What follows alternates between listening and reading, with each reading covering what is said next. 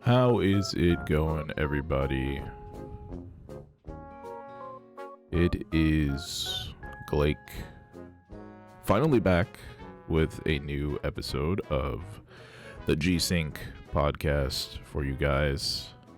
I know it has been a quick minute, a good minute, several weeks, actually, which is a little embarrassing, to say the least, but we are on season 0 of this whole shindig, so, you know, I'm allowed to stall, and I'm allowed to be as inconsistent as I want, because technically this isn't an official season. I know that's probably a really bad way of thinking about things, but it is true. I figured that you know, at the start of this whole thing, there's going to be a lot of hiccups along the way, a lot of planning and rescheduling things, and just figuring out how exactly and when exactly I'm going to be able to record these. Ideally, I'd like to have these up, going up on Thursdays or Fridays. Fridays, ideally, would love to have a new podcast out all the time, like right at the start of the weekend. Is pretty nice, I would say, but here we are, finally, with season 0, episode 2, for you guys. This one is going to be probably, I want to say, more on the shorter side of a podcast. We're going to actually be talking about quite a few things today, but the main focus is going to be Black Friday deals. That's right, Black Friday deals in gaming. There's quite a lot of stuff that, honestly, if you're in the market for new games, new consoles, even some computer stuff, you probably don't want to miss out this year. Unlike last year, where a lot of things on the market were not only unavailable, but also just overpriced in general. That's not really the case anymore. We're kind of exiting that whole crazy expensive things just over, what's the word that I'm looking for, where they hike up the prices artificially. I can't, the words are not coming to me right now. It's 1 o'clock in the morning. I'm running on 3 hours of sleep, literally. Just got done working a shift and then going to dinner. So yeah, this is going to be a tough one for me to get through, but for the sake of the holidays, I have to do it. I just have to do it. I just have to do it. And plus, it would be kind of weird to drop this on actual Black Friday. So, you know, I really hope this can be a podcast that maybe you listen to while you're eating your Thanksgiving dinner, or maybe you listen to while you're eating your Thanksgiving dessert, or just afterwards when you're tired and full and literally have nothing else to do. Whatever it may be. I hope this finds some sort of purpose, but either way, this was going to be for all of you shopping heads out there in particular. This podcast is going to be pretty much fully dedicated to that, though there are some things that I wanted to touch on the side a little bit before I get into all the Black Friday stuff, the whole Black Friday bonanza. Just want to clean house for a bit, since it has been quite a few weeks since episode 1 debuted. I think the first thing that I should probably talk about, most importantly, is in regards to this podcast, are the new release platforms, which you will be able to find this on. So, windstorm coming through my mic here. Major windstorm. Hopefully it irons out. How we doing? Is this supposed to be like this? Unplug it? Okay, I'll try that, I guess.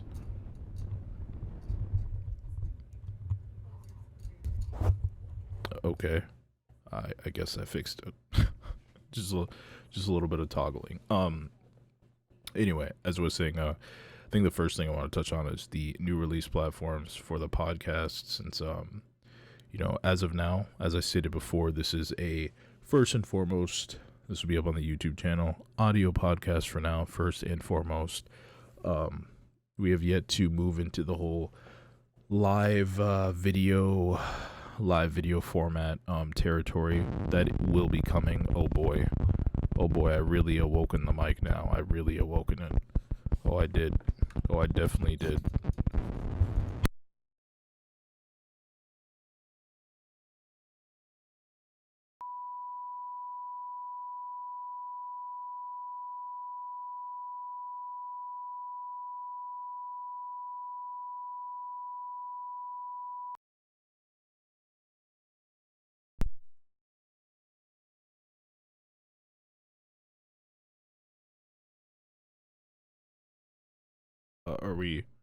Are we good?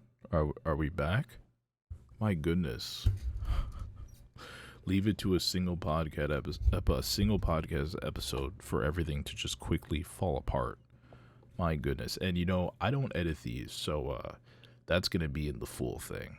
That's going to be in the full thing. Luckily I have some on cue sound effects that can make it so it's a little bit less awkward, but yeah, that's gonna be in the full thing. Anyway, it seems like the forces of nature really don't want me to talk about the new platforms for this thing, but so I guess I'll try and speed through them real quick. So as I was saying, YouTube has always been the primary. You can always find this on YouTube first for the most part, but now alongside YouTube, you can also find this podcast from episode 2 onwards, as long as these platforms don't drop me or nothing gets blocked or no errors happen. We are ready and good to go on SoundCloud, Spotify, and Google Podcasts. So on all three of those platforms, this will be available on them from here on out. And I really hope to just add more to the list as time goes by. I'm really looking at, what's the name of this? Apple Podcast is probably the next one, since that's a pretty big platform, almost as big as Spotify, I would say. Actually, as far as SoundCloud goes, that's actually going to be on my personal SoundCloud page, which for a while has been mainly used for DJ mixes, and I've actually decided recently that I'm just going to be stepping away from the whole WaveX DJ name sort of thing. I think my SoundCloud page will still be WaveX Music for a little bit, but I will probably change the URL eventually to just Glake or Glake GG, just to make everything a little bit easier, and just overall, my DJ artist name will no longer be WaveX once that URL changes. So I'm just going to be stepping away from all of that. Not the whole music thing, but just that name in general, and everything is just gonna kind of be underneath the Glake name from here on out, just to make things less confusing. And also, I'm not all that fond of my DJ / artist name or whatever. But anyway, those are the three podcasts, or the three platforms that the podcast will be arriving on after this episode and onwards. So if you're into any of those platforms, yeah, you can listen to this here. You can listen to this on those, is what I meant to say. So yeah, stay tuned for that. And of course, once I start adding more platforms, I'll keep you guys updated in each new episode. Every single time there's a new platform, I'll let you guys know first. You don't even have to sweat it. Get a quick sip of my tea, and my throat is just driving me crazy. Late at night, you really got to keep yourself hydrated. Your body just does all sorts of falling apart late at night, and if you don't keep yourself hydrated, you're gonna find yourself on the ground pretty quickly. Anyway, next up on catching up, I wanted to talk very quickly about the return of Facebook streams. I hate talking about stuff that I'm going to do for streaming, because it seems like every single time I mention something or say I'm going to do something, it just doesn't happen. So this is probably a curse. I'm probably cursing myself just doing this. But as of now, finally, after several months, I'm going to be starting streaming over on Facebook again. This will probably be my second attempt at streaming on the platform. Probably not a really good time to stream on the platform either, just because it feels like over the summer and up until now, Facebook has really just fallen off altogether, especially after all the Twitch drama that's been going on this past year, and people are just not happy with the Twitch platform. A lot of people have been switching to YouTube. It just seems like Facebook in general just hasn't been getting all that much burn. It feels like it's been getting burned, if anything, which is unfortunate, because I think I feel like Facebook's streaming platform is actually pretty good. As a matter of fact, a lot. I shouldn't say better than YouTube's, but Facebook gaming feels like a more legitimate streaming platform than YouTube gaming does. And I get that YouTube gaming is supposed to be more of a 2-in-1. You get listings for both live streams and like new videos that are new gaming related videos over on that platform. But Facebook feels a lot more like a lot more of a genuine attempt at a Twitch clone than YouTube gaming does. It just feels like a much more better solidified platform for live game streaming. But obviously YouTube is where all the money is at. So most large scale content creators are, if anything, they're going to move over to YouTube than rather than Facebook for the most of them. Though I do know of a few that did end up moving to Facebook, at least for a little bit. But as far as I know, they're not really paying out people a crazy amount of money anymore. But anyway, yes, so I will be moving back over there and doing some streams over there. I'm not like leaving Twitch or anything, at least until I decide to stop, which well, that's a whole nother discussion. But for the time being, I will be starting streams over on there once again next week, starting on the 28th of November. Hopefully I can get a couple streams in. Mostly just going to be doing Smash content, Warzone 2 content, or streams, I should say, Fortnite streams, and hopefully finally continuing my Kirby playthroughs, because I did try and start, I think it was sometime really early this fall or very late into the summer, and that's kind of when I started to fall behind on Twitch streams and just started to fall behind on my playthroughs on Twitch in general. And I was like, okay, I have to step away from Facebook. I have to just focus on Twitch streams for now. And I think that was actually during the time I was doing the 90 days Twitch stream thing. I think that's probably why I stopped on Facebook. I think that was actually why. So now that I'm not doing that anymore, yeah, I finally have a little bit more time to give Facebook a shot again. And better than putting all your eggs in one basket, I guess. So yeah, if you're into Facebook streams, look forward to that next week. Warzone stuff, Fortnite stuff and Kirby stuff, all of those three in particular, I will not be doing on Twitch at probably any point into the foreseeable future. I want to keep most of my FPS stuff to be on Facebook, because a lot of the other stuff that I do stream on Twitch is not very popular over on Facebook, and that's sort of that ordeal. So moving on, I guess. The mic is killing me today. I can't even make anything proper. It's just so much interference. Like, from what is going on? Maybe I'm just too close to it. I think that might be it. But my God, it's a little bit ridiculous. So moving on to a little bit more in regards to the podcast, right? And the whole format and how we're going to be doing things for, I guess, the remainder of the year at this point, because January is when I want to kick off season 1 officially, to be very honest with you. Probably by the end of January at this point, since I have been kind of behind with I am very behind with season 0. So season 1 will probably kick off sometime late January, but from here on out until the end of the year, things are going to be, we're going to have to really scrounge up and mix it up a little bit, because it's a slow winter season. We're approaching that time of year where everything gamer related is sort of on off season. Big announcements probably not happening anymore.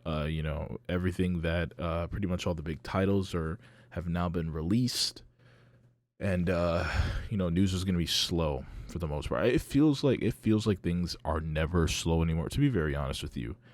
Nowadays, compared to like, I don't know, compared to like 2012 maybe and earlier, and I guess the days of E3, it feels like there's really no actual breathing room anymore. We're always getting announcements now all year round, and I think that's mostly due to the fact that multiple companies and developers are all doing their own like announcement shows. They're all doing their own live shows and directs now.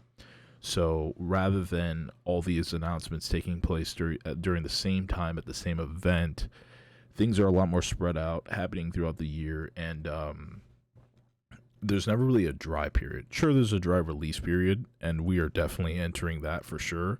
But even that doesn't feel like it's that long of the dry period doesn't feel that long anymore. Literally nowadays, it feels like it's just December, January at the longest, at the shortest, just December, because normally nothing releases like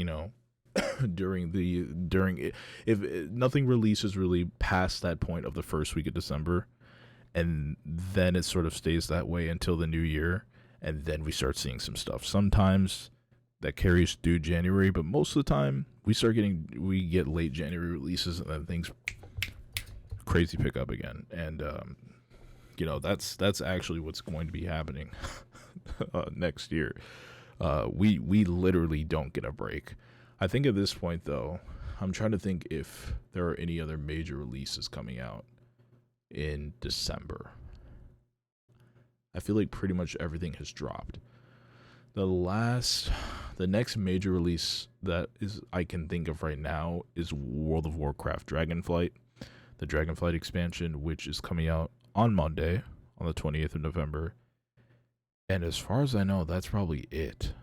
I mean, I'm sure there's maybe some remakes, but as far as like big titles go, I think that's it for the year. I think that's pretty much it. Nintendo has dropped all of their stuff. Sony's dropped God of War. God of War is out. Yeah. I mean, everything is pretty much out there. So, as far as big releases go, WoW is going to probably be the last huge thing dropping this year, and then releases are going to be pretty slow. But with that said, I'm probably going to mix up the categories, our main category talking points, from here on out until the end of the year quite a bit. Probably touching on some things outside of gaming, for a little bit. Obviously, there's going to be gaming-related stuff. I'm going to still cover any game-related news that drops, anything big that happens in the industry. I'll still touch on it for sure, but when things are slow, we're probably going to shy away from gaming a little bit, maybe dive into movies, maybe dive into some TV shows, maybe dive into some other, nerd, geek-related stuff. To touch on anime, I really don't want to talk about anime. I really don't. I don't hate it. I just don't. But yeah, we're gonna mix it up for sure. Like, yes, this is a gaming related podcast first and foremost, but at its core, it's a podcast pertaining to all the stuff that I'm interested in. So gaming, music, digital culture, that sort of stuff. Anything hip, gotta stay hip. Anyway, no. But no. With that said, though, I think the next very big gaming related episode that will be going on will be I will be doing I want to make sure my mic is prepared for this. A big Game Awards dedicated podcast, the Game Awards, which I believe is taking place. Let me check my calendar real quick. I think it's taking place on the 8th of December. I'm going to do a quick Google search because I want to be 100% sure. I think I was supposed to have that in my notes for today, actually. The Game Awards 2022. Thursday, December 8th. Yes. Okay, so this will be Thursday, December 8th. So, I will be streaming that live on Twitch. Obviously, going to be watching the whole thing. Thankfully, I have Thursdays off now of work, so I can actually do that. I think last year's Game Awards and the year before that. Yeah, the last Game Awards I had off was 2019, I believe. So 2020 and 2021, I was working both those Game Awards, so I missed both of them. But this one, I'll finally be ready to watch those live, and the following day, that Friday, so the 9th is when I will record and upload our Game Awards related podcast with talking about literally pretty much everything. Talking about everything announced for year of the awards for this and that for every category. Me going over thoughts on everything and all of the announcements that happened. So our Game Awards podcast that's in a couple weeks. That's literally the week after next week. The week after next week's podcast. So episode 4 will be our Game Awards podcast. So yeah, that's happening. And as far as holiday stuff goes, like I know it will be. So since Friday is New Year, outside of New Year's Eve, New Year's Eve on Saturday. Yeah, there will be no real break for these. Even if it's a holiday weekend, still gonna push these out. Obviously, it's technically Thanksgiving as I'm speaking right now, as I'm recording this, and here I am still doing it. So even if it's a holiday, I'm still gonna push these out unless I feel like it just doesn't make any sense to do so. But yeah, just know that our main talking points, some things are gonna be mixed up a little bit. Not everything is to be gaming related, at least as we work our way through this long, slow winter season. And I'll make sure to at least play some new releases so I can at least talk about those, as they come and while news is still slow. So that's pretty much all the catching up, all the other things I wanted to really touch on today before we jump into what is, I suppose, going to be the main talking point for today, which is going to be a lot. It's going to be a lot to take in. I should probably get a sip of tea. Before this, I should really probably get a sip of tea.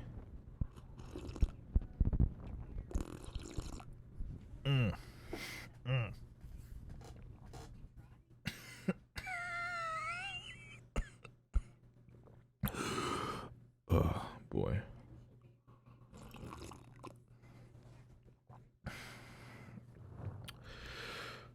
I feel like I've been talking so much that I'm actually running out of breath. Oh, I can't jump into the Black Friday stuff yet. I can't do it. We still have to talk about the news for the week. How could I forget? It's a very slow, small news week, but there is one major thing in here that we got to go over. How can I forget?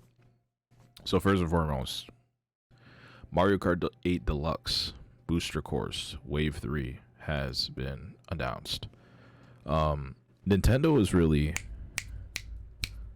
they are really getting these out pretty quickly, and it's incredible the rate that they are pushing these out. I feel like Wave 2 literally came out like a couple months ago, but it feels that way, but I know that it didn't. It was probably like summer or very early spring that Wave 2 dropped. But Wave 3 is already here. And this one's got some killer tracks.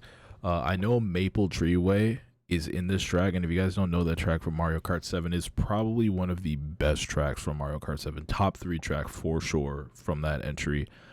You know what? Let me try and see if I could find the full list, because I feel like you guys deserve to know everything that's coming. Let me see. Let me see. Okay. No. Okay, Wave 3. Here we go. Yes, so Wave 3. So Wave 3 is coming with 2 new cups as usual. Wave 1, we had the Golden Dash Cup, Lucky Cat Cup. Wave 2, we had the Turnip Cup and the Propeller Cup. Wave 3, we have the Rock Cup and the Moon Cup. And so the Rock Cup has London Loop from Mario Kart Tour. So basically a London course, downtown London course. We got Boo Lake from Mario Kart GBA. We got Rock Mountain from Mario Kart 3DS.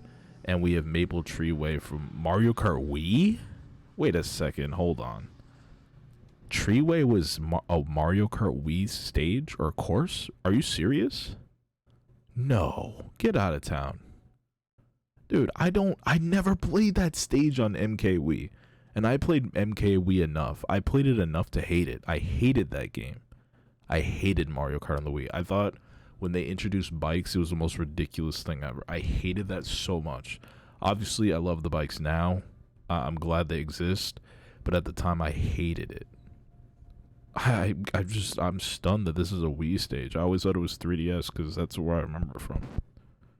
What the heck? Okay, well, that's surprising.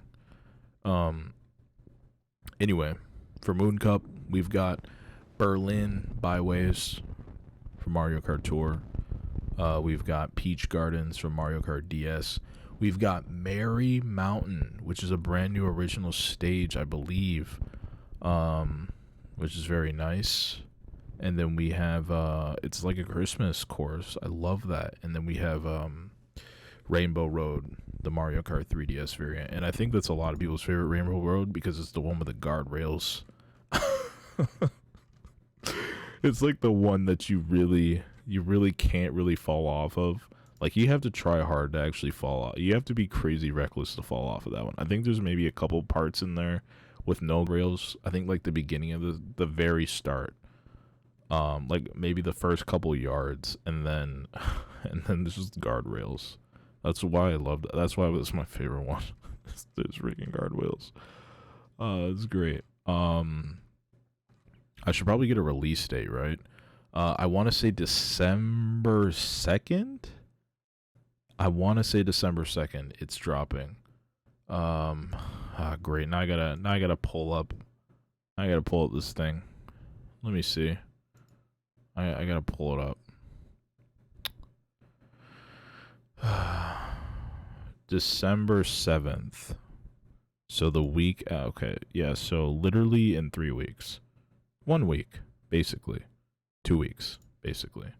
Nice. So very soon. And, obviously, it's either, I believe, $49.99 for the entire booster course. Or, no, it's $24.99 for the entire booster course pack. Or if you have the Nintendo Switch online membership, Expansion Plus add-on, you can get all that stuff for free. You don't have to worry about paying for it. Sort of like the Game Pass for Switch owners. Just got done paying for that a couple weeks ago, and let me say, $160 for 2 family accounts. Not that bad, but my God, that burned a hole through my wallet. Next up on the news, we've got some Guilty Gear Strive related stuff. IGN actually hosted a Guilty Gear Strive reveal live stream. IGN, yeah, they did something for a fighting game for once. Crazy. It feels like it's been a long time. They held a reveal live stream, a Guilty Gear Strive Season 2 reveal live stream for the game. I want to say it was a Tuesday they hosted this on, and Sin Kisuke, which is Kai Kisuke's son, who I completely forgot about. I don't know how. Got announced as the next character for Season 2. If you know nothing about this guy, he has like a staff sort of. He's sort of like a ranged character, but he can get in your face. It's got like a flag. He can get in, get out. A very wild, like monkey-like character.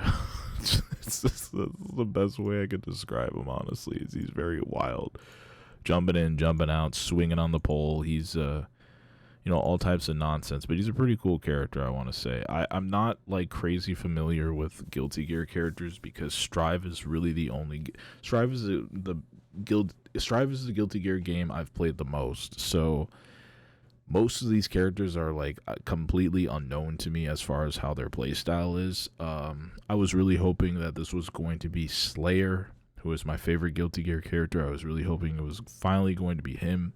But it wasn't, so I'm kind of hurt because I've really been waiting to get back into this game. I did play it quite a bit during the summer it released, because at the time it was like the only fighting game out with as much of a pristine netcode. Like, there were no other fighting games out at the time that offered like as pristine of a netcode as Guilty Gear Strive did.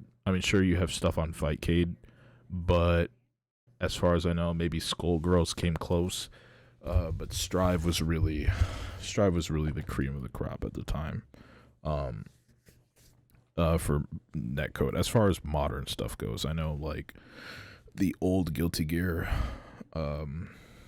Axe and Core or whatever. I know that got a rollback update, but Strive was like the main modern fighting game at that time, summer 2021, which had such good netcode.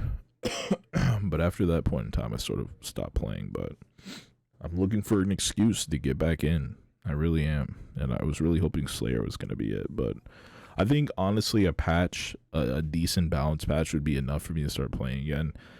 Because I know the state of the game is pretty bad right now, especially with I want to say Perfect Lucky. What's this guy's name? Happy Chaos.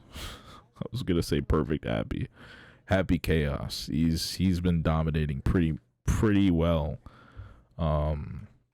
This crazy range gun character who, when I first saw this character in the game, I was like 100% I'm gonna main him when he comes out. If he's DLC, I'm maining him. And lo and behold, this character is absolutely busted, and everybody's playing him. And he's just such a degenerate character from the sounds of things. I can't play a character like that. I just can't. I can't. So, I'm either holding off till a balance patch or or something. I mean, I suppose I might dabble with the game. We'll see. But I have been looking for a pretty good excuse to get back in. Whoops. So yeah. Next up though, which is last on my news list for this week, is a pretty big one. We're actually going to go through this entire article, so sit tight. This is probably a huge deal, probably the biggest talking point, actually. This should be a talking point in and of itself, but since I feel like Black Friday is so much more important because saving money is a huge deal, and games are on sale, and it's like this only happens once a year, that's going to be the main thing I'm talking about today. But I feel like if it wasn't Black Friday week, this would probably be my main talking point.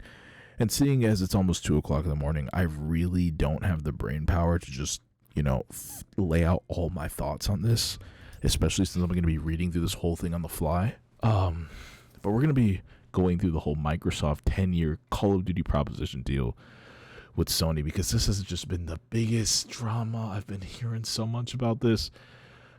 Now Microsoft might be blocked from buying Activision Blizzard. It's just so much nonsense. And I'm going to go through the New York Times article because that is from the source. That is a source, I believe. So we're going to be checking this out. So this is really all spanning from, in case you guys don't know, because I may have touched on a little bit. No, I didn't. In the first episode, I don't think this was a news talking point at all. But we all know well by now that Microsoft is set to buy Activision Blizzard at some point in time. They've been already preparing things. They've already been talking about how they want to do things. The deal hasn't gone fully through, but there have been some changes. Some changes have already been made already. And it already seems like things over at Activision Blizzard are improving and have been improving ever since this deal really started to be ensued. So I really hope that nothing really gets in the way. I'm honestly hoping that this happens. And really the main controversy is coming from whether or not Sony is going to have access to Call of Duty games after, the purchase fully goes through. Microsoft is, considering, okay, you guys are going to have it on your platform for this long. And then they're saying, oh, no, it's always going to be available on other platforms. But there might be a catch, but it's just this whole confusing thing, and it seems like neither side is being clear, which is really why I want to read this thing in entirety and see exactly what's going on. So let me take another sip of my tea. We're going to jump into this. This is a pretty long article.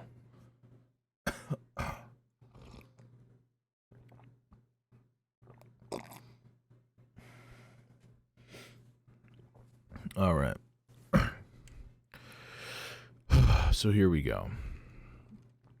Can big tech get bigger? Microsoft presses governments to say yes. Microsoft's $69 billion deal. 69. You're an idiot, Blake. Microsoft's $69 billion deal for Activision Blizzard, which is undergoing reviews in 16 countries, has become a test for whether tech giants could buy companies amid a backlash. This is written by David McCabe and Karen Weiss. David McCabe reports on tech policy from Washington, and Karen Weiss reports on Microsoft from Seattle. This is November 21st, so only a couple days ago. This is a long one. Sit tight. We're going through it. In recent weeks, Microsoft has accused Sony, its chief video game rival, of misleading regulators. Its lawyers have showed off game consoles, including an Xbox, to British officials. And the president of a major union that Microsoft wooed has spoken up on the company's behalf to the Federal Trade Commission, FTC. The actions are part of a campaign by Microsoft to counter intensifying scrutiny of its $69 billion acquisition of video game publisher Activision Blizzard, the largest consumer technology deal since AOL bought Time Warner 2 decades ago, and far bigger than Elon Musk's recent $44 billion buyout of Twitter. Talk about another potential talking point, dude. Oh my god. Maybe if things really start to go up even more in flames next week with Twitter, that'll probably end up being our talking point. Oh, that would have been such a good talking point for last week if I was actually, timely and organized and did an episode last week. The whole Twitter thing would have been perfect. The whole Twitter thing and Twitter alternatives. You know what? That could be next week. Maybe we'll see how Twitter is by next week. That might be a topic for next week. Microsoft's aim is simple: persuade skeptical governments around the globe to approve the blockbuster takeover. 16 governments must bless the purchase, putting Microsoft under the most regulatory pressure it has faced since the antitrust battles of the 1990s. In the three key places, the United States, the European Union, and Britain, regulators have begun deep reviews with the European Commission, declaring this month that it was opening an in-depth investigation of the deal. Whether Microsoft succeeds in gaining regulatory approval to buy Activision, which makes games such as Candy Crush and Call of Duty, will send a message about big tech's ability to expand in the face of mounting fears that the industry giants wield too much power. If Microsoft, whose public affairs operation has spent the past decade building the company's nice guy reputation, can't get a mega deal, though, can anyone? If this deal has happened 4 years ago, this would hardly be of any interest, Brad Smith, Microsoft president, said in an interview. What? I thought Microsoft's president was Bill Gates. I'm just kidding. Anyway, if one cannot do something easy, then we'll all know you can't do something hard. Okay. Google, Meta, Amazon, and Apple have all faced increasing accusations that they are monopolies, and regulators have tried to block some of their smaller deals. In July, the FTC sued Meta, Facebook's parent company, to stop it from buying within a virtual reality startup last month. Britain forced Meta to sell Jiffy. Is it Jiffy or is it Giphy? I think it's Jiffy, an image database it bought in 2020 for $350 million. Wait, I didn't know that happened. So Meta had to sell Jiffy. Huh. Interesting. I didn't even know they owned it, to be honest. I thought it was his own thing. Interesting. I feel like normal people don't care. I feel like normal people don't care that Meta owns Jiffy, but I guess maybe that could have become a problem, but who knows. At the heart of the regulators' concerns about the Activision deal is whether it violates antitrust laws by giving Microsoft outsized power in the video game industry. They worry that Microsoft could pull Activision's games away from competitors like Sony or use them to get an unfair leg up as more gaming is streamed online. Mr. Smith said Microsoft was open to formally agreeing to place limits on its business practices to resolve antitrust concerns, but the United States and other countries increasingly see such promises as insufficient unless a company spins off part of its business. Microsoft's deal for Activision will demonstrate whether tech giants can navigate the new environment, said William E. How do I say his last name? Kovacic? Whatever. William E. Kovacic, a former FTC chairman. It's a fundamental test, he said. Okay. The road ahead appears long. Of the 16 governments reviewing the deal, just Saudi Arabia and Brazil have approved it. Microsoft said that it expected Serbia to approve the deal shortly. The most crucial regulators appear skeptical of the tech giants. The FTC is led by Lena Khan, a legal scholar and notable critic of Amazon. The European Commission has fined Google for violating antitrust rules and has opened an investigation into Microsoft's cloud service. In Britain, the Competition and Markets Authority has become increasingly hostile to corporate deals. In a statement, the Competition and Markets Authority said it would release its findings on the deal in the new year. The European Commission said its investigation is ongoing. The FTC declined to comment on the deal. When Microsoft closed its $26 billion purchase of the professional networking service LinkedIn in 2016, at the time its largest acquisition, the deal required just 6 government approvals. The Activision deal is substantially more resource intensive, Mr. Smith said. Obtaining approval for the acquisition is critical for Microsoft. Gaming has become its most important consumer business, surpassing $15 billion in annual sales, largely under the Xbox brand. The compensation for Satya Nadella, Microsoft's chief executive, is partly tied to the growth of Game Pass. Ah, yes, Game Pass, we all know about that. The company's Netflix-like subscription service for gaming. And Microsoft agreed to pay Activision as much as $3 billion if the deal fell apart. Activision also needs the sale to go through. It was in distress a year ago with failing share price, as it dealt with revelations of sexual misconduct and among many other things, and worker unrest. Bobby Kotick, Activision's chief executive, said in an interview that he had a high degree of confidence that the regulators would be thoughtful about evaluating the industry. He added, "I have no reason to believe that we won't ultimately be successful in the transaction." Microsoft's deal for Activision was unveiled on January 18th. In February, Mr. Smith and Mr. Nadella met with officials and people working at think tanks in Washington to position the purchase with the public. During a meeting with reporters, Mr. Nadella said the acquisition would benefit gamers by providing more choice so they can play any game on any platform. Courts regularly look at whether a merger will benefit consumers. Quick tea break.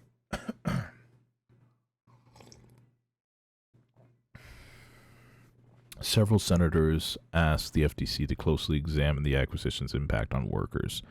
The Communication Workers of America, which had been organizing at Activision, also publicly questioned the deal. Ms. Khan, the FTC chair, has taken a greater interest in scrutinizing how mergers could hurt workers. Mr. Smith asked lawmakers and government leaders for advice on addressing the labor concerns.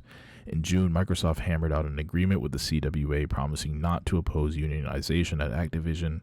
The negotiations involved more lawyers than a lawyer convention, Chris Shelton, the union's president, said in an interview. The concessions turned the union into supporters of the deal. Last month, Mr. Shelton met with Ms. Khan and praised Microsoft's commitment to remain neutral in union campaigns and said the deal should be approved. The FTC told me a lot of companies promise a lot of things, then they never keep the promises, he recalled. He said that he told the agency that the agreement was rock solid and in writing. A spokesman on the FTC said agency officials had no opinions on the deal or the labor agreement in the meeting. Microsoft has been less successful in neutering opposition from Sony, which makes the PlayStation console. Sony has argued that Microsoft could pull Call of Duty from PlayStation to lure players to Xbox. Microsoft has denied that it would do that. The first call to Satya and I made, who was just talking? The first call Satya and I made after the deal was announced to the CEO of Sony to say, "Hey, we're going to keep Call of Duty on your platform," said Phil Spencer, Microsoft gaming chief. Phil Spencer, okay. Sony was not appeased. In filings in Brazil, the company argued that Call of Duty was such a powerful game franchise that Microsoft could use it to hurt rivals. It hired a consulting firm to set up meetings on Capitol Hill, 2 people familiar with the matter said, and its arguments were repeatedly cited in a decision by Britain's regulator in September to pursue a deeper investigation.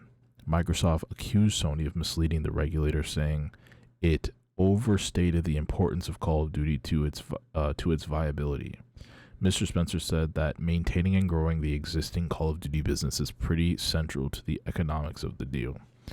In a statement, Jim Ryan, the chief executive of Sony Interactive Entertainment, said it was not true that his company had misled regulators. He said that Microsoft was a tech giant with a long history of dominating industries, and that it is highly likely that the choices gamers have today will disappear if this deal goes ahead. Microsoft said that on November 11th, it offered Sony a 10-year deal to keep Call of Duty on PlayStation. Okay, so this is true. Sony declined to comment on the offer. Last month, Mr. Spencer, another Microsoft executive, brought an Xbox, a PlayStation, a Nintendo Switch, and other devices to a meeting with regulators in London, where they showed off Call of Duty and other games to illustrate a dynamic market. People familiar with the visit said, or people familiar with the visit said, regulators are also worried what the deal might mean for the future when cloud computing lets people stream sophisticated games to various devices, including mobile phones. Whatever, dude. Whatever. In September, the British regulator expressed concern that combining Activision's library of games with Microsoft's cloud computing prowess would give Microsoft an unparalleled advantage over game streaming competitors. Microsoft argued that it had no advantage because its streaming was not supported by its Azure cloud technology. In its annual report this year, Microsoft said its streaming product utilizes Azure. The company said that while its gaming servers shared data centers with Azure, the hardware was different. In the United States, more than 10 staff members at the FTC are reviewing the deal. A person with knowledge of the agency said they interviewed executives including Mr. Nadella and Mr. Smith in the late summer and fall. And in a sign that the FTC may be building a legal challenge to the deal, 2 people said it had recently asked other companies about offering sworn statements to lay out their concerns. And that is the end of the article. It's really hard for me because I'm not really familiar with, how terrible. I don't know. I guess I just don't think about this stuff that often, especially when it comes to the gaming sphere. I really just don't think about monopolies all that much. It's just something that I never really thought about. Maybe it was, more of a concern for people who were really growing up when, there weren't as many competitors in the space. But now with Microsoft, Nintendo, Sony, you have options, you have things to pick from. But I guess when, I feel like when things were really coming up back in the day, back in the 90s, 80s, I guess, it was really I should say the 90s, honestly. I feel like this would have been a little bit more of an issue, maybe. But now it's just like, I don't know. Like, them purchasing Activision just doesn't seem like it would be that, like, I don't feel like they would be a monopoly because they bought Activision. Like, I don't really think it would be that big of a deal. Like, yes, they have Call of Duty and it's a huge thing, but I also feel like it, I don't know. It's very hard to touch on because I'm not schooled enough in this whole thing to make a coherent decision. And like I said, it is 2:00 in the morning, so it's probably best that I don't. But I will say that as far as Microsoft being a monopoly goes, and them, the concern of them buying out too many companies and being too big of a competitor, it's just not something that I'm worried about. It's not something that I'm worried about because there's too many big franchises now. And yes, Call of Duty is huge, but like there's too many big franchises now that are just spread across so many different studios. It would for them to be a monopoly, like for it to really be a monopoly, like these guys would have to buy so many studios, man. They would have to buy so many studios, and I get it. Call of Duty is huge. It's like, I mean, if not for PC, it's one of the main reasons why people go out and buy games. But I just don't know. I feel like,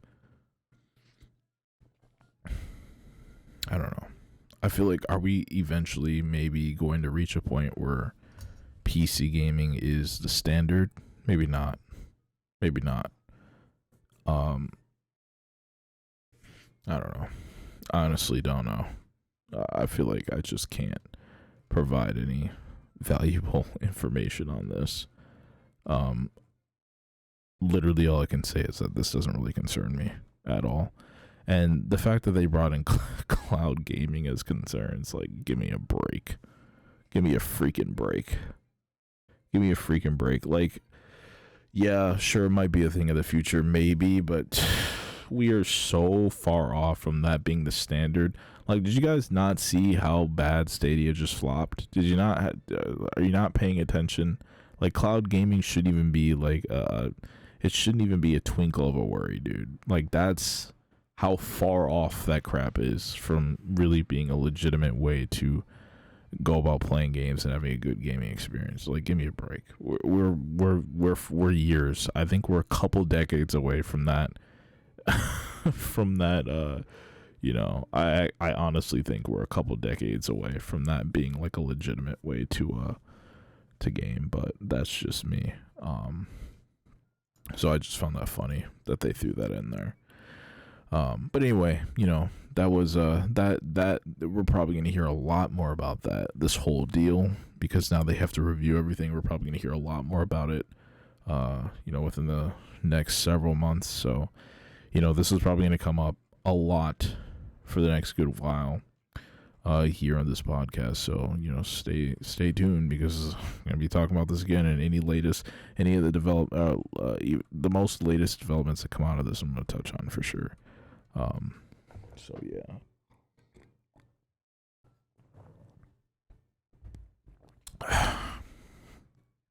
I think it's time.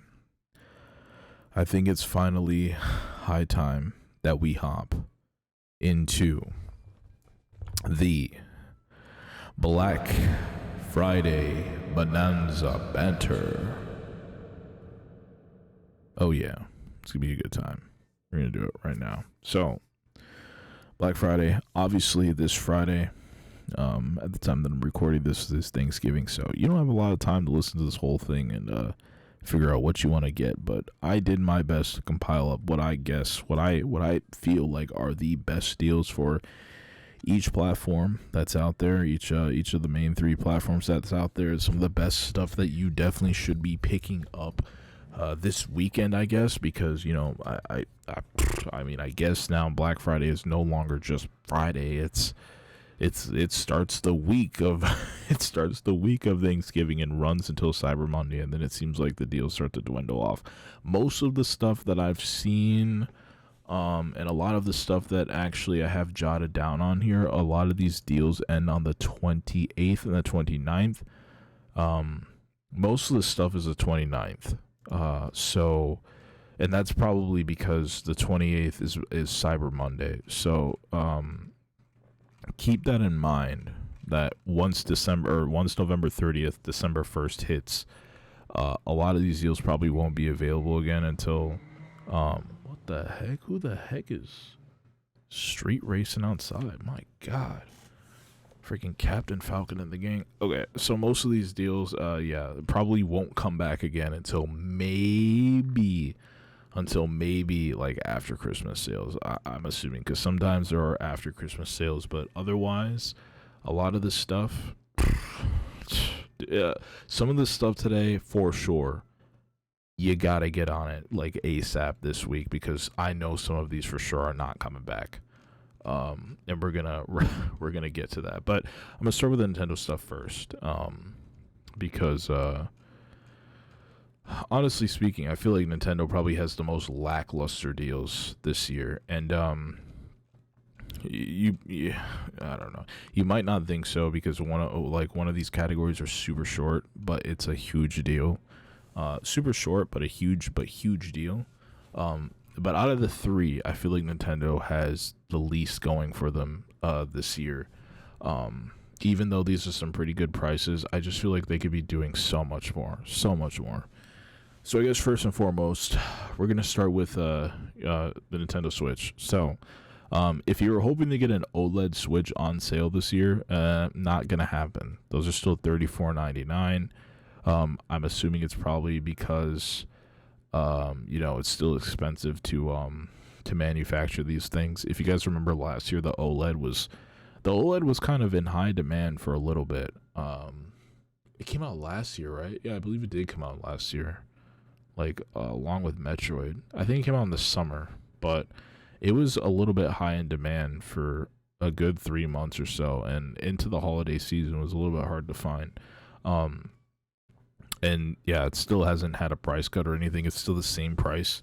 There have been some pretty good OLED deals. I think I touched on a couple in episode 1 actually. Amazon UK was selling them for 300. And if you didn't mind shipping all the way from UK, you could get one for like $50 off. That's no longer a thing. that's long gone. But for people who are content with a normal Switch, Nintendo has their everlasting Mario Kart 8 Deluxe Nintendo Switch bundle going on.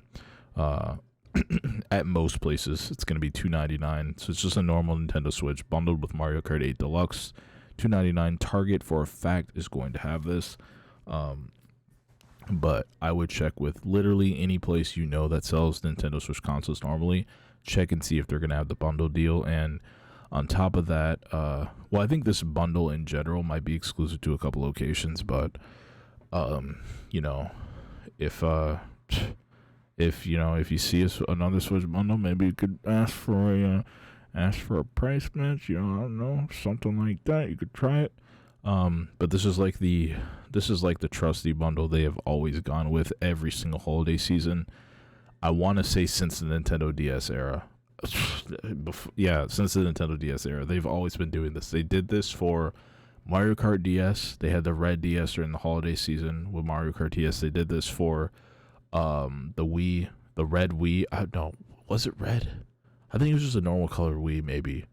That came with Mario Kart 9, and then they had the same thing for the 3DS with Mario Kart 7, and that was for a long time because they did one with the 2DS, and then they had one with the Wii U, Mario Kart 8. And it's just been going on forever. Like every holiday season, Nintendo basically bundles their latest console with a Mario Kart game for retail price, as it would be if you were just buying the console. So it's just basically the console and you get Mario Kart with it for free. So yeah, check your local Target because they will almost 100% sure have that bundle, but it will probably sell it fast. Very good Christmas gift. As far as software goes, so we got Mario Party Superstars. This came out last year. I'm kicking myself because I just bought this game for $60 like 3 months ago. Not even kidding. When did I buy this? Was it like August? It's like August or July I bought it for $60. I bought this game for no, that's a lie. I bought it for $40 because it was on sale a little bit. And then it went back to $60 pretty quickly. It was like a one-day Target deal that I got it for $40. But it is after Black Friday is over, this is going to be back to $60. I guarantee you. It's the latest game in the franchise. It's going to go back to $60. But right now it's $29.99. At both Target and Walmart, you can pick that up. In my opinion, the most visually stunning Mario Party game, and probably the best one out right now. Next up on the software list, my favorite Switch game of all time, Animal Crossing New Horizons. You already know, number 2 best-selling game in Japan since I believe Pokemon Scarlet and Violet has surpassed it, or is going to surpass it now, and it's definitely, at this point, it's definitely going to. It surpasses launch sales, I think. But either way, Animal Crossing New Horizons, $29. This is a Walmart-only deal, I believe.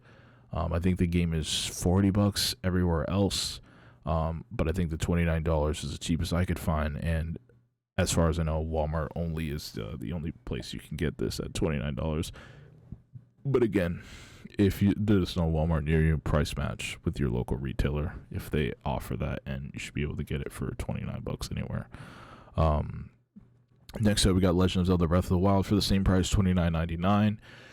This was a Target only and Walmart only deal. Target and Walmart only deal.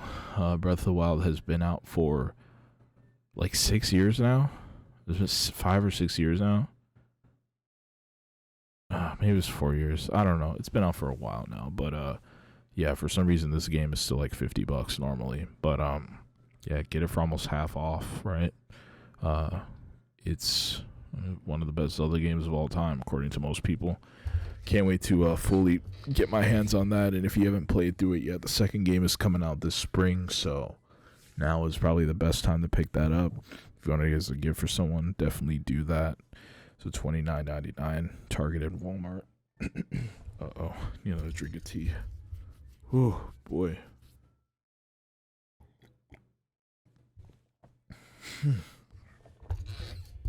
This is a tough one, guys. I'm really forcing myself through this one. And next up, and lastly for the Nintendo deals, this is the last one on the software list. We've got Link's Awakening for $29, Walmart only. Another game that is also like $50 normally.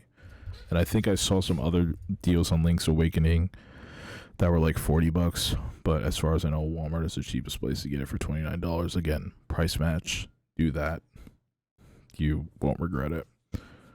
It's amazing that we live in an age now where like we can price match with things. It's like you can almost always do it. It's the craziest thing ever. I remember when there was a glitch online. I think it was Kmart.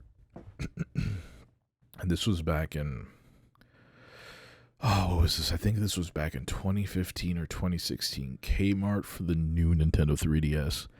They had an error on their listing. They list the system for like, it was like $60 or like $120 or something. It was very cheap. I think it was like $60 or $80. And I was able to price match it at Toys R Us and got it for like dirt cheap. It was insane. It was insane because the price match was so broken. It's so good. You have to do it. You have to do it. It's incredible. It's insanity. So yeah, make sure you guys price match. Okay, so that's gonna do it for Nintendo. I'll just, as an honorable mention, you know, Nintendo has their own eShop deal sale going on. Again, I wouldn't recommend it because anything on the eShop is probably way more expensive than stuff you're gonna be able to find in the actual store, sales. So, you know, unless you're like a digital purist and you absolutely have to get your stuff off the eShop, please buy these games physical. Just leave your house one day or hit up Amazon, whatever you have to do to get the physical versions of these games for a discount. Don't pay like 20 to 30 to 50% more copping what you want on the eShop for the eShop sale. Just go to a retailer and buy these things.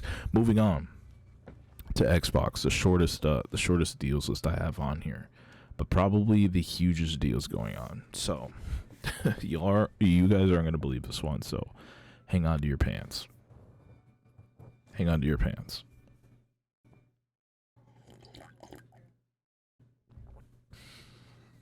We've got the Xbox Series S, $199.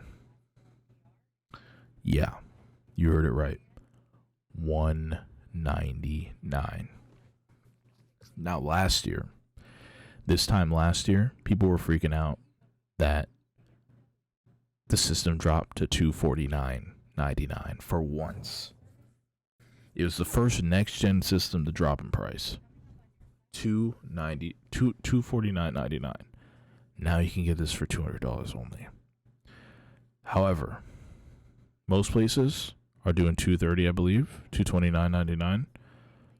This deal is available only on the Instagram shop. Instagram shop only, which is kind of weird. I know it's a little weird, but you have to remember Instagram is Meta. You know, it's not like it's some janky third party. They know what they're doing, and a lot of people have already purchased. $199 the Instagram shop only.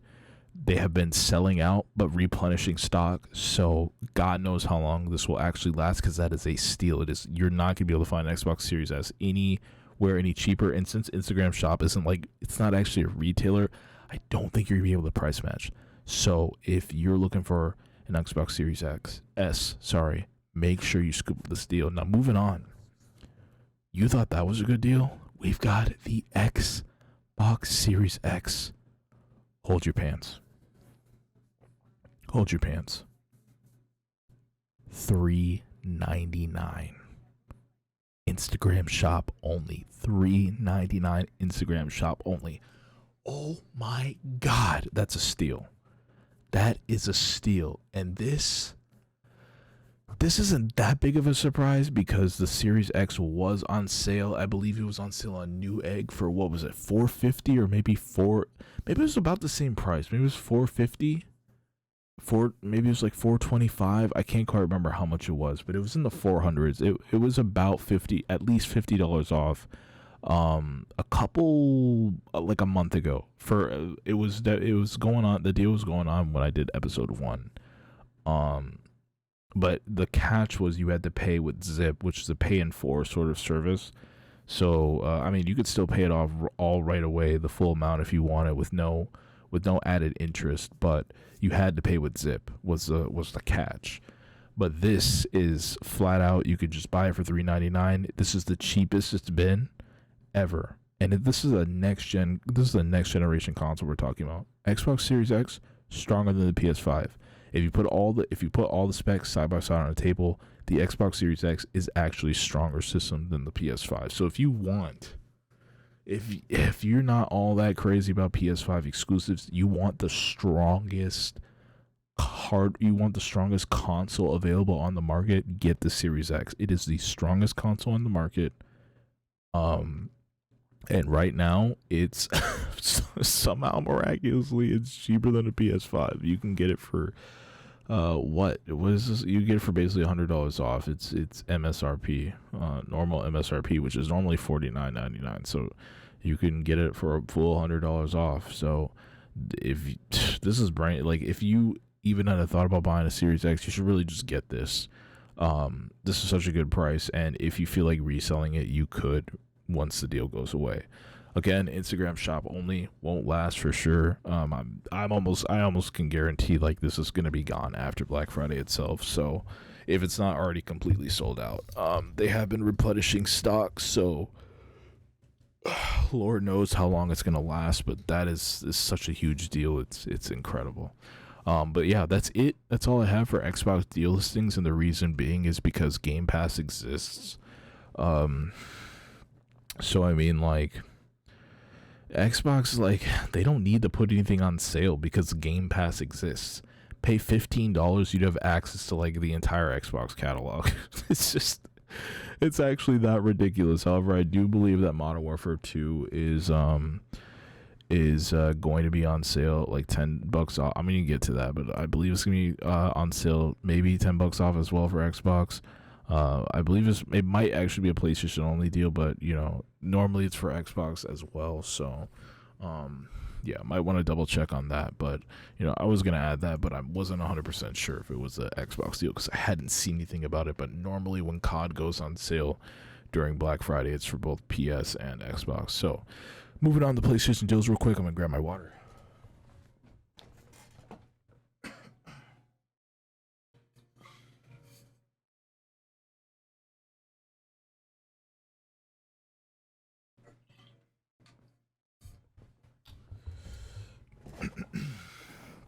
Moving on to PlayStation deals real quick.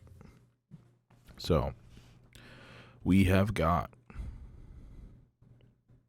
some deals that are kind of making me want to cry a little bit.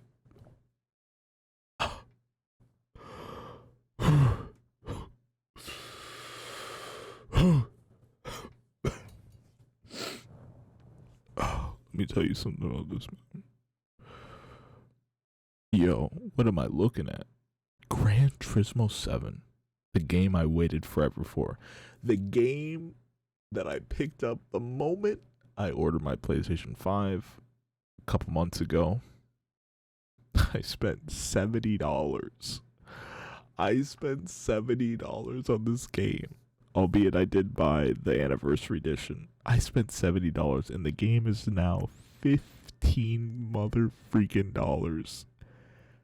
Walmart only. Dude, Are you freaking kidding me?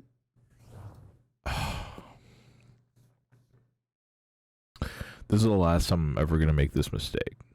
Mark my words, I'm never going to make this mistake again. If it's October or even September, yeah, if it's September or October or early November, don't buy any video games. Don't buy any. I don't care how recently the title came out. I don't care how new it is. I don't care how old it is. I don't care how popular it is. Don't buy the game. Wait until Black Friday, because this was a bullet to my chest. $15 compared to the $70 I spent literally like a month ago. And it's not even funny. It's not even funny. That is the biggest price slash I have ever freaking witnessed and had to endure. Oh my God. $70 to $15. Steal. Absolute steal. And yes, I get it. GT7 isn't in the best state right now. The meta is a little messy. People are still have the sour taste in their mouth because of all the microtransactions, all this stuff that they fixed. It's kind of sort of. But $15 compared to where it was a month ago, bro. This is the last time I'm ever going to make that mistake. So, Gran Turismo 7 is available for $15 Black Friday. Walmart only. I think everywhere else it's about $20. But again, if you want the cheapest deal, hit up Walmart. Do the price match if you have to. Either way, Walmart is the cheapest place you're going to be able to find this game for a fact. Next up on the list, Spider-Man Miles Morales, $20. Walmart only. Another Walmart only deal. Yes, this game was going to go down in price because it did just recently release on Steam, on PC as well. So, you know, it's not crazy high in demand anymore because now the sales are going to be split between two platforms.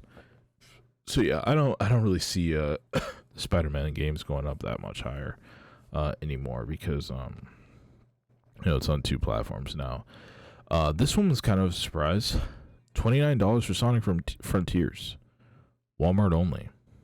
Can you believe that? Sonic Frontiers is already that cheap. The game came out like 2 weeks ago. Wait, let me double check. I have to double check because this is just, at this point, this is just scammery.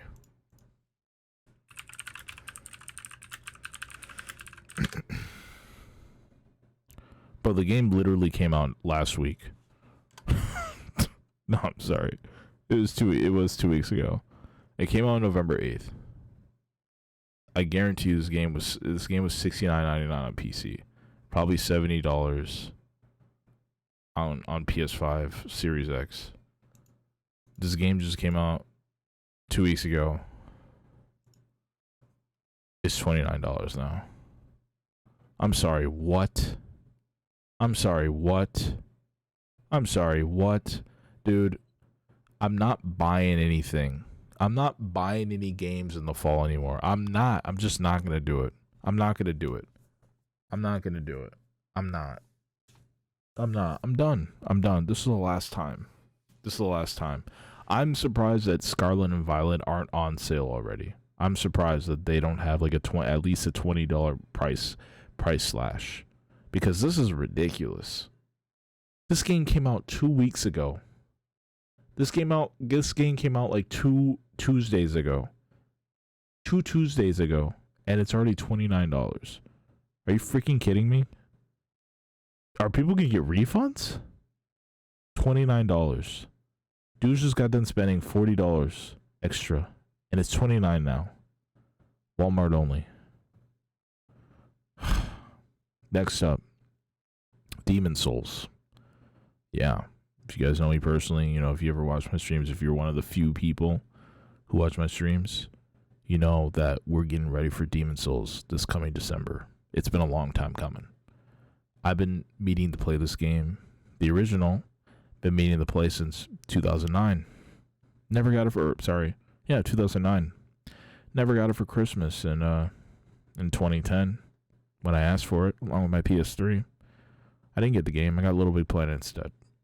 Sort of forgot about it, but it's always been in the back of my mind. We have yet to play any Souls games. Yet to play Elden Ring. Why, Blake? You haven't played any of those amazing games? Easy. Because I said I wanted to play Demon Souls, and I got to play Demon Souls first, where it all started.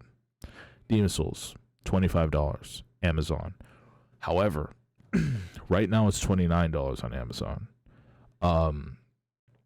I think what had happened was their Black Friday sale on that particular game went live a little early. Now, see, here's the thing. Amazon has early Black Friday sales going on right now. Which means things can still be adjusted by the time Friday, Thanksgiving weekend, Cyber Monday comes around. So if I were you and you're looking at ordering something off of Amazon, wait until Friday to do it, because the prices could still dip another $10 or so. Another $5 to $10. This game was listed at $25. Some people did get it for that. Went to $29.99. I have a feeling it's going to go back to $25. So I'll be waiting. And then I will probably finally pick it up. I was supposed to buy this off of a friend. Don't really know if it's going to still happen, and I just feel like, he lives kind of a ways away. I feel like just ordering it off of Amazon would be way faster, way easier, way quicker. So if I can get this for $25, that would be a steal. Demon Souls is coming. Demon Souls streams are coming this December. We got to get ready. Demon Souls, PS5, $25, Amazon only. Do the price match if you have to. Elden Ring. This is a big one. Came out earlier this year. Probably going to end up being the game of the year. It's going to come down to Elden Ring or God of War. But I really feel like Elden Ring was a lot more of a talk of the town. If I got to be honest with you, I think it's going to be Elden Ring. But $35. This is the lowest I've seen it. Walmart only, though. This was a Walmart only deal. I tried to find it for the same price in other places, but Walmart only seems to be the place. Obviously, price match exists, and this is for the PS5 version. So whatever you got to do to get this game, I know Elden Ring, you guys are all about Elden Ring. If you haven't played it yet, well, pick it up. $35. That's a steal. Do what you got to do. Potential game of the year right there. Lastly, I just got done touching on this, but I do believe that this was this could also extend the Xbox. Call of Duty Modern Warfare 2, $55. Walmart only. PlayStation 5. Potentially Xbox Series X and S. Not 100% sure, but potentially it might be. I'm a little upset. Why, you may ask? Because I just spent $70 on this game. When did you do that, Blake? Like a month ago. Literally. I spent $70. Now it's $55. Again, I am done buying games in the fall. I will never do it again. Mark my words. The only types of games I will do it for are first-party Nintendo games. I'm not buying any other games in the fall ever again. That means September, October, November, early November. I'm not doing it. Might even extend it to August, but, 3 months is kind of a long time to wait if there's a game you've really been waiting for. But save your money, dude, because this is such a slap in the face to all of us who paid a full freaking $70 for this crap. Oh, my God. I just hate even thinking about it.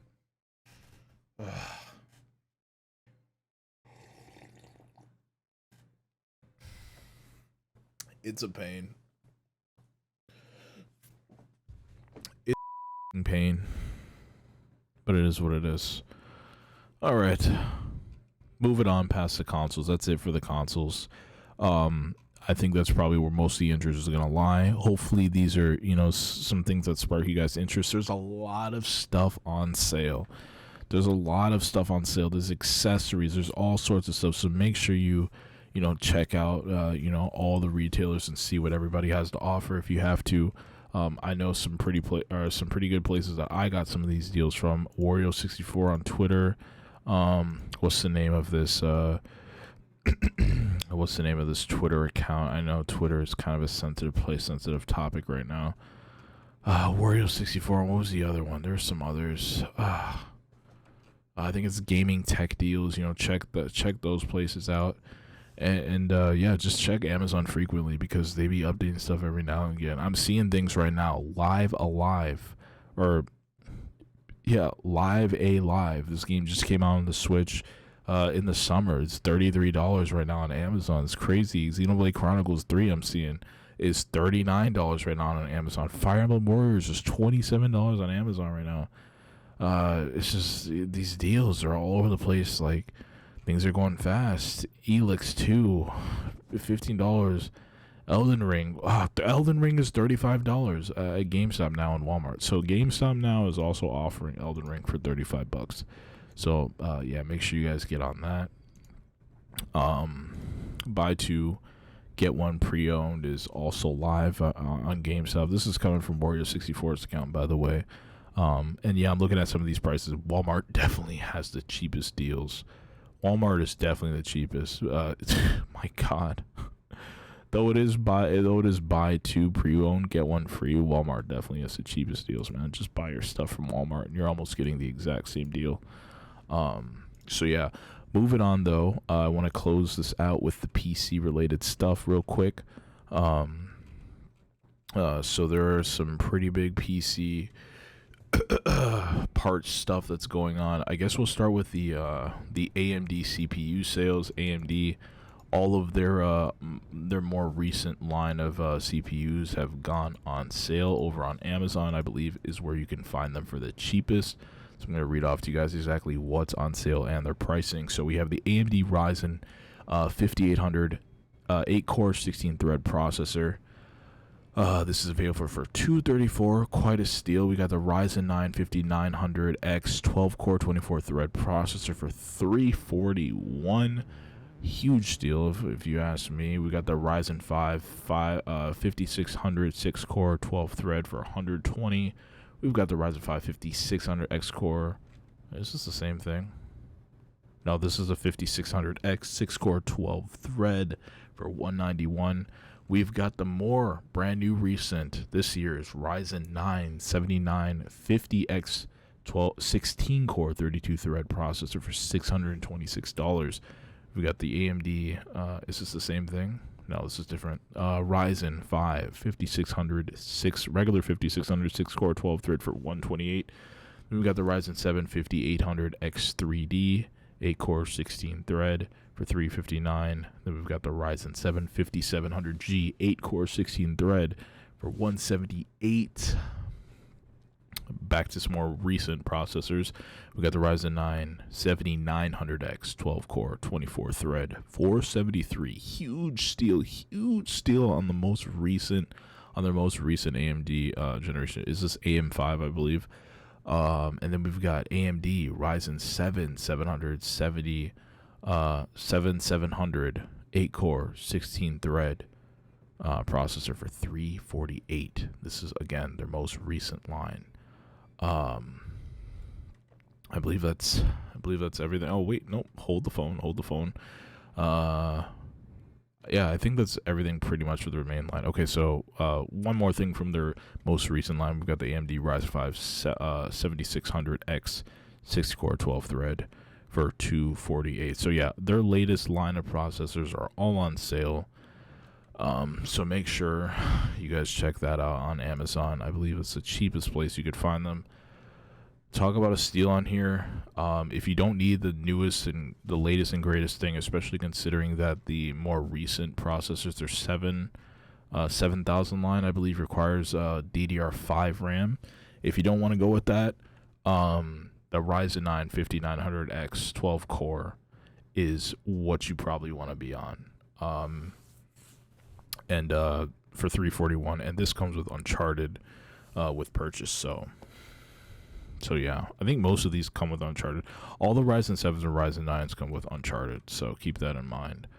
So yeah, that's as far as AMD's processors go. And then moving on, of course, I couldn't forget about you Intel people. All you Intel heads out there. I know Intel's not as popular these days. I get it, but you know, I have to mention it because, you know, Intel, they've been getting a little bit better over time. You know, they're becoming a proper competitor again, even though there are some just diehard Intel fans out there. I am not one of them anymore. But even though I'm no longer one of them, I gotta talk about some of these deals. So, Intel's deals. Now, where you can find the best price for these are sort of all over the place. Obviously, you have the listings for those. So, first and foremost, we got the Core i5 13600 KF 294 at Newegg. We have got the Core i5 1300 600K for 300 at Amazon. We've got the Core i7 13700K for 41690 at Amazon. We've got the Core i7 13700K for 41999 at Newegg with code BFDBY2A99. That is BFDBY2A99. I think that stands for like Black Friday deal. Buy two, whatever. I don't know. Then we got the Core i9 13900 KF 574 at Amazon. These are probably the ones that you hardcore gamers, you PC gamers are probably going to want to get. Multimedia people as well. And then we've got the Core i9 13900K for $619.99 at Amazon. So not too bad. Seems like their top of the line CPU is only a couple hundred more than AMD's. What? Yeah. No, actually, no, that's not true. Wait, let me double check. So the AMD 16 core latest process or latest generation is how much here? Let me see. I gotta scroll back, see if I can find it. And that would be their 16 core, right? Yeah. So 7950X 16 core is 626. So actually, yeah. For Intel's most powerful CPU, it's less money? This might not be their top of the line, because don't they have an i12 now or i10? I thought they had an i10 line. I think they might. Am I tripping? Because I know the i9 is like relatively new. They used to not have i9. That's like sort of a new thing.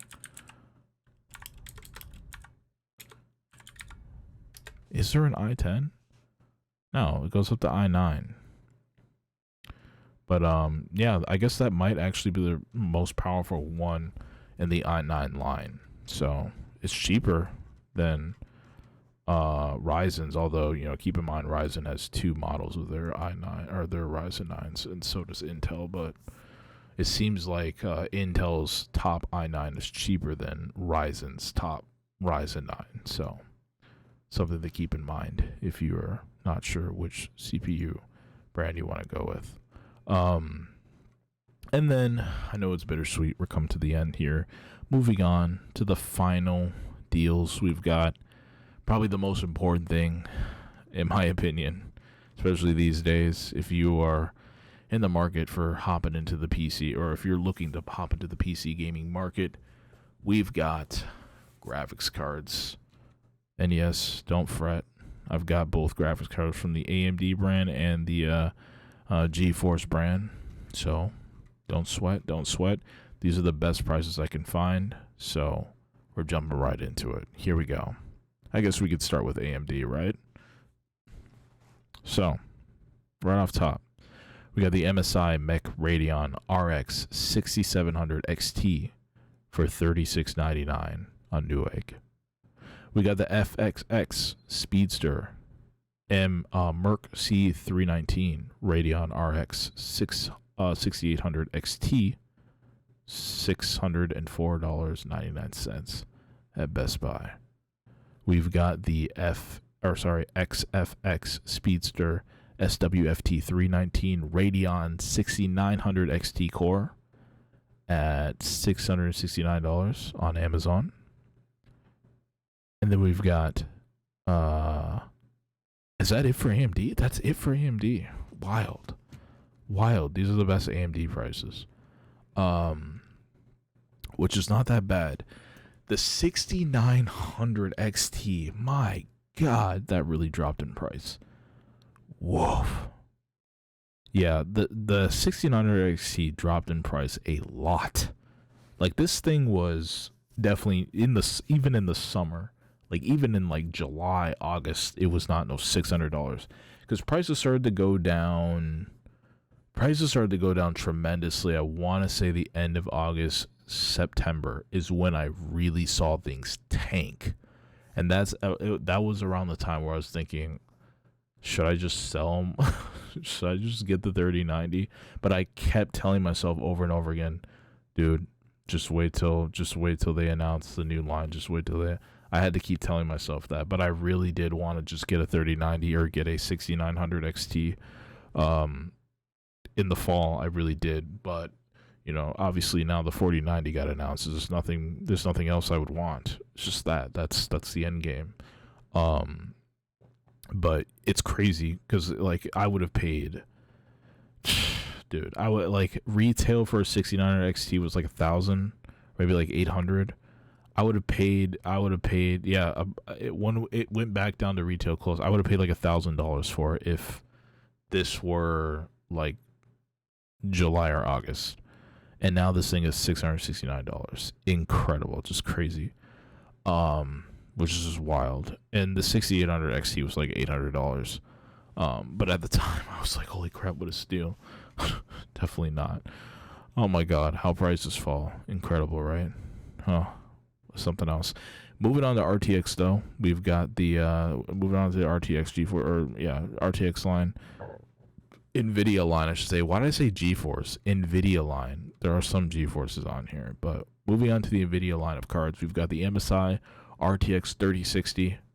Guess how much? $349.99 at Amazon. Wow. Do you guys remember when the 3060 was like $600? $700? Yeah, me too. Oh my god, have these prices fallen. Zotac GeForce RTX 3060 Ti, $39.99 at Amazon. Crazy, man. Crazy times. MSI Gaming GeForce RTX 3070 LHR is $584.99 at Amazon. If you ask me, I think $500, almost $600 is a little bit too much for a 3070. I'm gonna keep it 100. I'm gonna keep it $100. I think it's a little bit too pricey. I don't know why 3070s feel like there's so much money right now. They just feel like there's so much money. And I think the 3060 Ti, 3070 are pretty close in performance. So just go with the 3060 Ti. Just go with the 3060 Ti. If anything, I think 3070 Ti should be, $584. But this is weird to me that our 3070s are still that much. I don't know why. Anyway, but moving on to speaking of the 3070 Ti, we've got the Gigabyte NVIDIA GeForce RTX 3070 Ti gaming overclocked 8 GB for $639.99 at Best Buy. I still feel like that's too much for a 3070 Ti, but I guess some people will pay it. And then last but not least, I've got the Maxsun RTX 3080 iCraft overclocked, and I believe this is a 10 GB card for $699.99 at Newegg. Now, if you ask me, this is what you want to go for. Obviously, you would go for this over the 3070 Ti. It's overclockable. It's 10 gigabytes. In my opinion, if you were trying to decide between a 3070 Ti or this, pick this card. It's probably the best bang for your buck. I think right now, especially if you want to save for, okay, let's say you're in the situation where you want to save for an RTX 4090, but you need a new card this year, before the end of this year. You can't wait till tax season. If you're asking me, get a 3060 Ti. Get a 3060 Ti. If you can find a 3070 for $450, maybe $400, maybe about the same price as 3060 Ti, go for the 3070. Otherwise, I think a 3060 Ti is a very good price. I still feel like 3070s, for some odd reason, are a little bit overpriced. I think 3070 Ti's are definitely a bit overpriced. So I think 3060 Ti is really the sweet spot, especially if you want to make a major leap to the 4090 at some point and want to save a little bit of money, because $349, $399, not all that much. And you could always resell your card later when you're actually ready to upgrade, and that's kind of how I've been looking at it. But those are basically the best graphics cards deals I could find. Obviously, if any of you listeners live close to a micro center, if there's a micro center in your area, make sure you check those deals, tonight or the day of Black Friday or any point during this weekend. Obviously preferably before Black Friday starts, so any point tonight to check those deals, see what's available, because Micro Center it's not something that's accessible to everyone, which is why I didn't really include any Micro Center stuff in here, is because it's not a chain that's accessible to everybody, and really for that reason alone. But yeah, if you live by one, make sure you check their ads, make sure you check their website, see what they're going to have in store and on sale on Black Friday, because I got an email from them this morning and they've got some stuff for cheap. They've got some pretty good deals on some stuff. I'm talking about iPads. It's incredible. You're not going to want to miss out on some of the stuff they have available. Either way, I feel like this is a really refreshing Black Friday for most of us. And I say that because, it's been, how long has it been now? I guess it's been 2 years, right, since we've had a normal-ish Black Friday where things are really priced and are actually being discounted. We're not in crazy supply shortages like we were for the last 2 years. We're doing a little bit better economically. More people are back on their feet, more people are working, more people have money. And we have things to spend and things are available. So this definitely wasn't a thing last year. We weren't having graphics cards at these crazy slash prices. We weren't, consoles were not readily available. Speaking of which, PlayStation bundles now are available. They've got a $550 God of War PlayStation 5 bundle that, if you're in the market for a PS5, pick that up. That's, I think PS Direct and Amazon are doing it, so check them with this kind of stuff. But 2022 Black Friday, it feels like things are, inching back to normal. Things are available. Everything is on sale. It's a good time finally to hop back into electronics if you're looking to pick up some stuff for the holidays, pick up some stuff for Black Friday. So, get out there, or if you have to order from Amazon, just check and see what's available and get your stuff. Don't take this for granted, because we just spent 2 years spending $1,000 on entry-level graphics cards. Man, I don't ever want to have to go back to that. Oh my God, it has just been one